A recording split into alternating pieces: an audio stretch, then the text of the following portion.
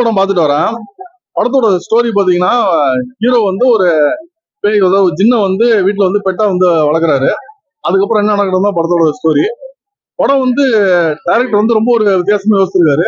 First ஒரு 45 minutes படம் ரொம்பவே நல்லா போகுது. அதுக்கப்புறம் பாத்தீங்கன்னா படம் வந்து கொஞ்சம் ஒரு ஸ்லோவா போகுது. கொஞ்சம் ஒரு செகண்ட் ஹாஃப்ல கொஞ்சம் லேகா இருக்கு.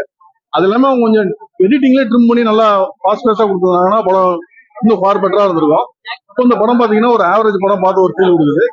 அதே மாதிரி செகண்ட் ஹாஃப்ல அந்த ஜின்ன வந்து ஒரு கிராபிக்ஸ் காமிச்சிருக்காங்க.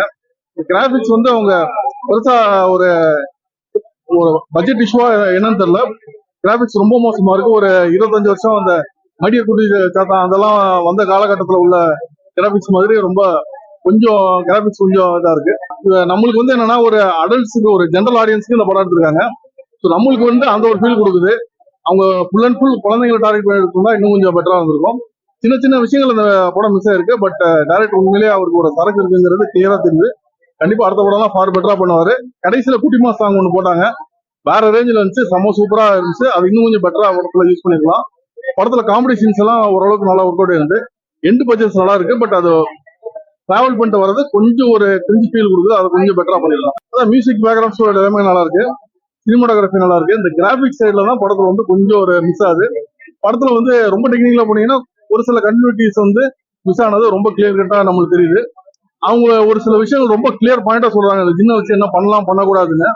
அது வந்து அந்த ஷார்ட்ல ஒரு சில இடத்துல மிஸ் ஆகுது.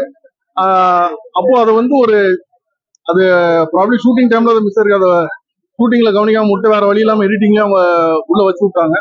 அந்த மாதிரி ஒரு சின்ன சின்ன தவறுகள் அதை மிஸ் பண்ணது வந்து கொஞ்சம் சரி பண்ணிருக்கலாம்.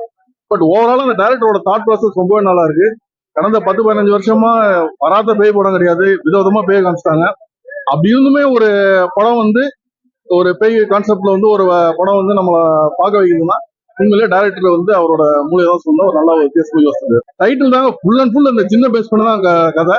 100% டைட்டிலுக்கான படம் தான்.